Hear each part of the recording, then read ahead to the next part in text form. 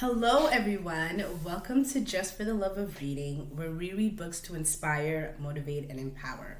Today's book in our book club series is titled Professor Chandra Follows His Bliss by Rajeev Balasubramanyam. Now, they say not to judge a book by its cover, but as soon as I saw this book, I predicted that it would have a sense of lightheartedness to it. But it would also be one of those books where you would leave with a lot of gems, right? Like life lessons and things like that. So that is what I predicted when I saw the cover of this book. So this novel falls into the genres of contemporary fiction and humor. So our story's protagonist is 69-year-old Chandra, who is an economics professor. And so the reader finds out at the beginning of the novel that he does not win the Nobel Prize for Economics for another year in a row. So this has Chandra feeling really down and discouraged, so much so that he begins to have outbursts in his economics class. And so his students actually report his behavior to the dean, and the dean forces Professor Chandra to take some time off. So he takes some time off, and as he's leaving the candy store, he gets hit by a bike, which sends him to the hospital. So they say that bad things happen in threes. I think this is a case with Chandra. So he's in the hospital, and he's given orders by the doctor to follow his bliss.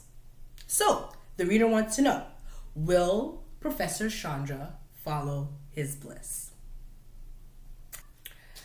Chandra actually ends up going to a retreat where he's really forced to do a lot of self-reflection and then examine himself and his life. And this retreat also gives Chandra an opportunity to reflect on his estranged relationship with his family members. And so this retreat really is the remedy that Chandra needs. So, how would I describe Chandra? Chandra is an academic. He's a scholar, right? He's basically dedicated the majority of his life studying economics. Chandra is very critical of himself, right? And so this is definitely reflected in the way he is in his relationships, very critical of others as well. I would say that he overanalyzes everything. So he has that type A personality where he overanalyzes everything, figures out, overanalyzes conversations in his mind, encounters that he has with other people. He draws these conclusions, and he just thinks that is what it is. So those are the things that I guess I would use to describe Chandra. Now, how does Chandra view himself? So when he attends this retreat, again, he has an opportunity to do a lot of self-reflection, and he admits that he feels that even though he's at the height of his career, which he knows, which he's aware of, he still feels like he's a failure, and he still feels that he's failed in his life. He still feels that even if he were to win the Nobel Prize for Economics, he would still feel like a failure. And at 69 years old, he feels like he has nothing to live for. He feels that he's failed in his career, his relationship with his children, his marriage did end, right? So he feels like a failure in that aspect. And so he just has a really, unfortunate view on himself and his life. And so he finally has a chance to admit that. And as I had mentioned before, he has an estranged relationship with his family, his children, especially. And he attests, the differences or the strain in his relationship with his children to the fact that they come from a very different world from him. And so Chandra was born and raised in India. and came from very humble beginnings, and he's always had to work hard for everything that he has. And he also had very critical parents.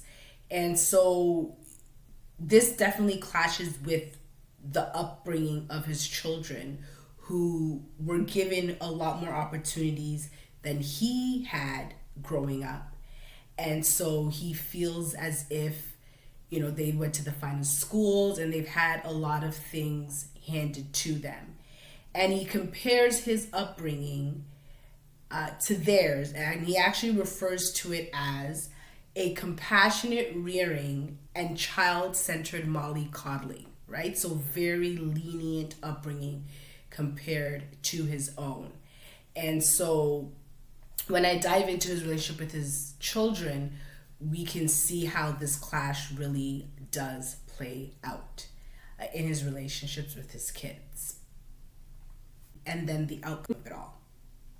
So let's start with Radha.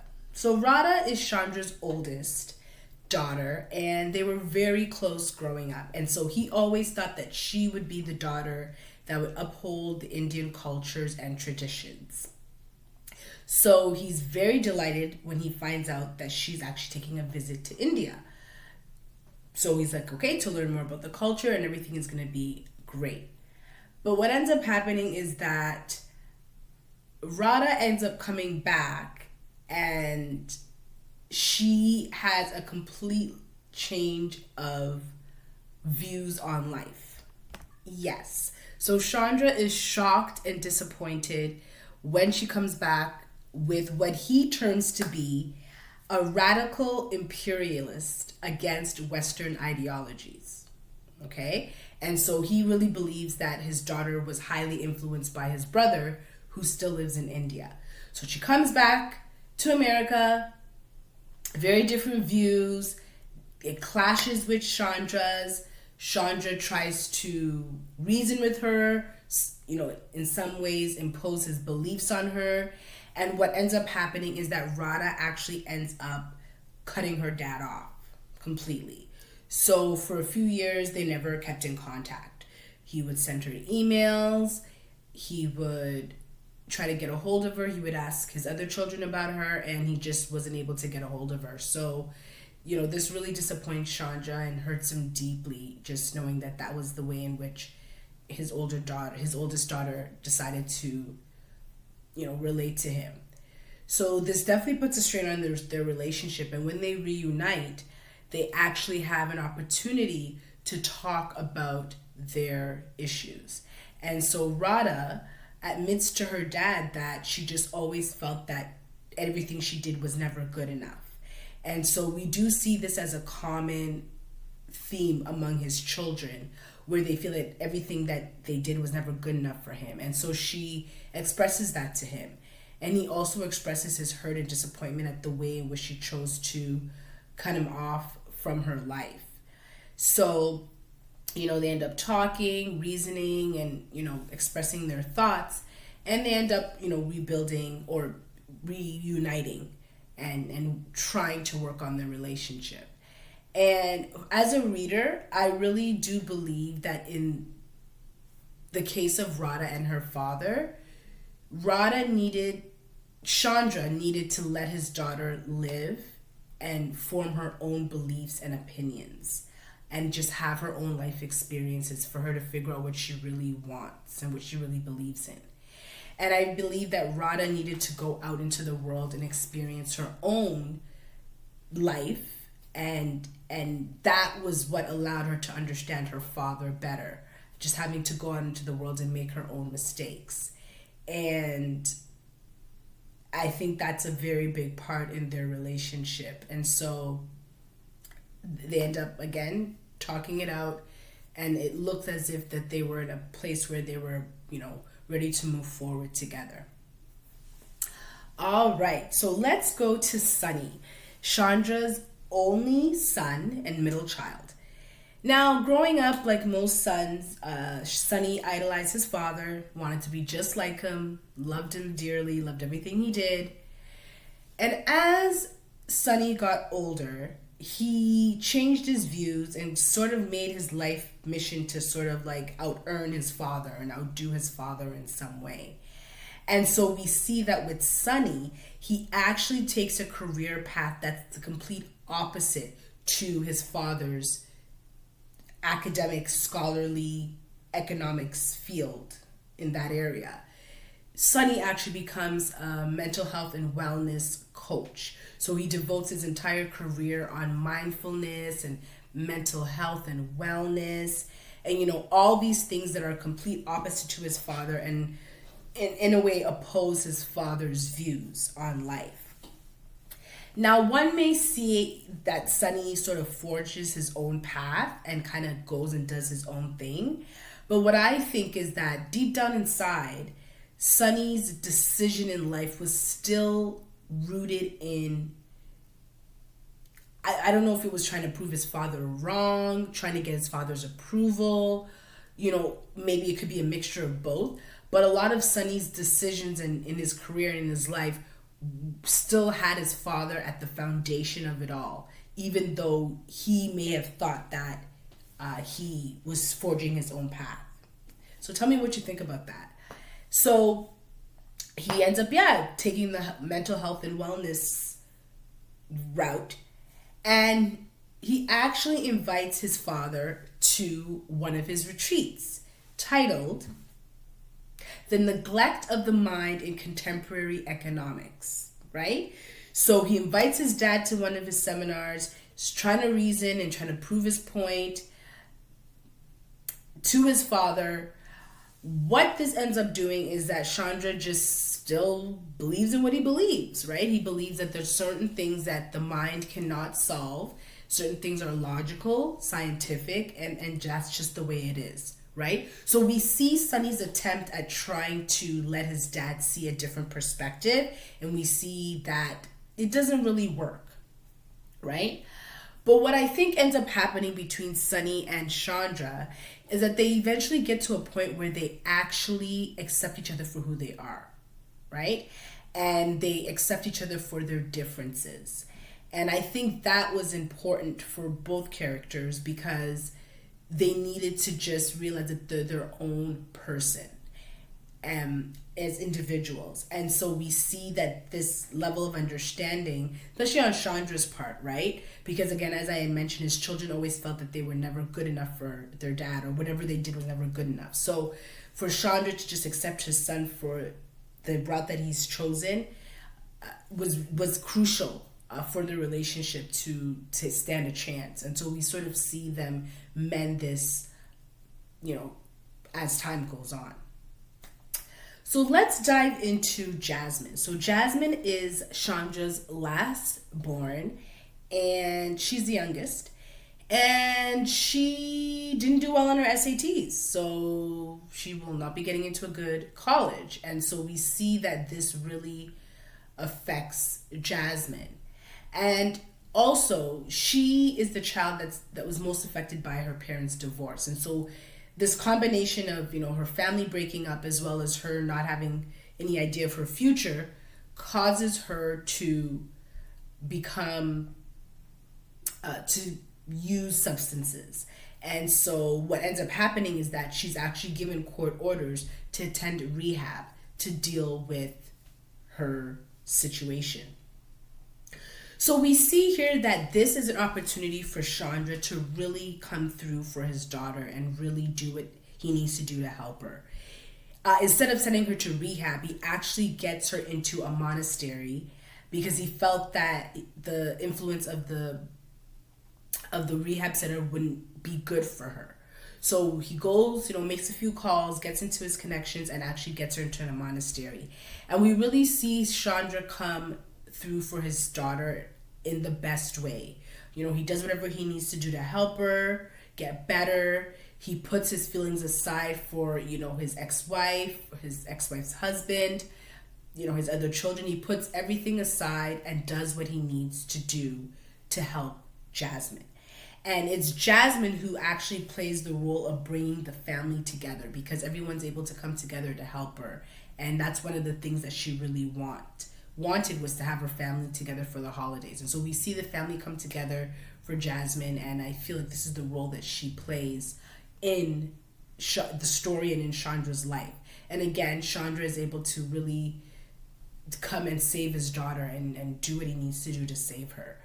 So we see how that turns out, and we see that this helps Jasmine, right? It really helps her, and it motivates her to want to get better. So that is the beauty of that relationship and how it is, right? And it's actually Jasmine who is the one that lets her dad know that he didn't win the Nobel Prize for Economics. So we see that they have that close relationship as well. So that's really important. And yeah, so that's the role that Jasmine plays. So again, one of the common themes with his children is that they never felt that anything they did was good enough. So I think in conclusion, they're able to sort of express that, and Chandra's able to sort of see the errors of his ways and how he contributes to that, and they're able to, hope and move forward with their relationships. All right, so now we're going to touch on Chandra's relationship with his ex-wife, Jean, the mother of his 3 children. So the reader finds out that, a few years into their marriage, Jean and Chandra are having problems. And so they go to therapy, and Jean just basically complained that, Chandra worked too much. He was always focused on work. And so this really put a strain in their relationship. Now, the thing about it is that Chandra didn't really see how much of a strain this was putting in his relationship, because he admits that he thought that Jean's love was unconditional and that she would always be there. And so throughout their marriage, when he notices that she's actually looks happier, he doesn't allude it to the fact that it could be because of someone else. So what ends up happening is that Jean actually ends up having an affair during her marriage to Chandra, and she ends up marrying the man that she has an affair with, which is Steve. Right? So Chandra just has this overall feeling that, he's failed in his relationship, his marriage didn't work out, and so that really does play a big role in how he feels about himself and how he has to live with that fact that his marriage didn't work out. And then there's Steve, who is Chandra's ex-wife's new husband, the one that she was having an affair with. She ends up marrying him. So I think, from my perspective, Steve is a reminder to Chandra of what he failed to do. I mean, he married his wife, right? So that his constant presence, always being around, is a constant reminder to Chandra. And I kind of feel like Chandra has to tolerate Steve because he's married to his ex-wife, and so he's always going to be around. I also think that Chandra may resent the fact that Steve has a more influence on his family than he does, right? In the sense where they sort of listen to him more in a way, more so than Chandra, right? It's actually Steve that recommends this retreat to Chandra for him to go to, and the family's behind it and supports Steve and agrees with him and feels like this is what Chandra will need. And also, Steve actually admits to giving Jasmine advice on which substances to take, because he believes that it's better that she has information on it if she's going to do it than just to do it blindly. And this is completely against Chandra, who's completely opposed to it and wouldn't want his daughter to be engaged in those things. And so the fact that Steve has that ability to influence his daughter and has access to influence his daughter, I think is something that Chandra is, really, really bothers him. And so again, I think the role that Steve plays in Chandra's life is that he's a reminder of the failure of his marriage, and he's also a reminder of the lack of influence that Chandra has on his own children. And so we see that towards the end of the story, I don't think things really change between Chandra, Steve, and Jean. It's just kind of the way it is, and everyone just kind of does what they have to do for the sake of the kids, and they just kind of move on with their lives. So those are the relationships that Chandra has with his family members. So do I think that Professor Chandra follows his bliss? I do feel that he does, because he's able to really self-reflect and figure out what it is about himself that he is struggling with and how to move on from that. And I think that he comes to the realization that all these external validations and external things are not going to make him happy, and that it's really how he feels about himself and his relationship with those close to him that really matter. And I think he does get that in the end, because he's able to restore his relationship with his children. And so I do feel that he follows his bliss, right? He goes through that hard time of self-reflection, confronting issues, but then he's able to eventually follow his bliss. So yes, I do think he does. So, what did I learn from this novel? A couple of things. One important point is that we cannot, as humans, we cannot run from ourselves, right? As humans, sometimes we try to find outside validations, things outside of us to validate us, to make us feel better. However, there's going to come a time when we have to face ourselves. We have to face ourselves, and we have to face the things that are bothering us. And so we see that Chandra eventually has to face himself and the things that he is not happy about. And he does that. And it not only helps him, but it also helps his relationship with others. And that ties into the next point. Our relationship with those who are near and dear to us are so important.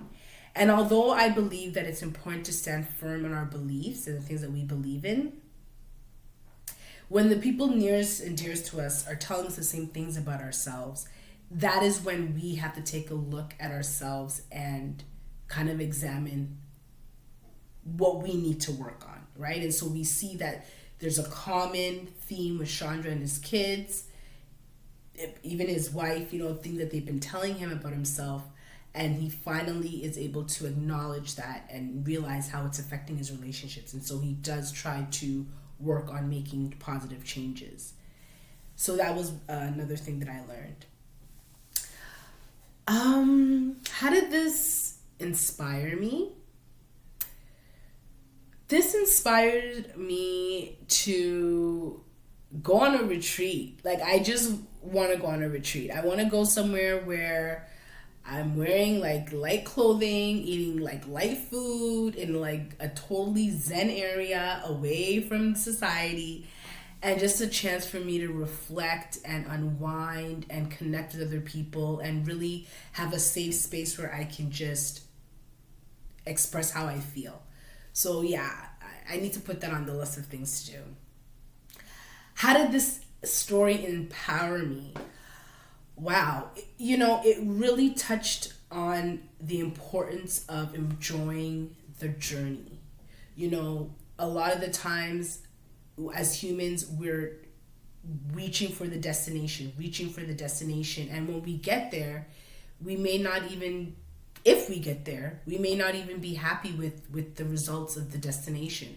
It's the journey that's the most important thing. And it's really the only thing that's guaranteed, right? So really taking time to enjoy the journey while working towards reaching the destination. And then when we get to the destination, yeah, we're going to celebrate. However, definitely enjoying the journey. And what does that look like? Doing things on a daily basis that bring us joy, staying present in the moment, finding ways to make ourselves happy. And again, it's about finding that intrinsic joy that just cannot be found from outside sources. It just really isn't there. So if you are looking for a novel that has a lot of lightheartedness to it, really examines relationships, and again, really leaves you with some gems, and then you laugh along the way, this is the novel for you. Professor Chandra follows his bliss. So, I want to hear from you. How would you describe Chandra? How would you describe Chandra's relationship with his children, with Jean, as well as with Steve? Do you think Chandra follows his bliss? Please feel free to share your comments below. Thank you so much for watching. Don't forget to like, comment, and subscribe, and I'll see you in the next one.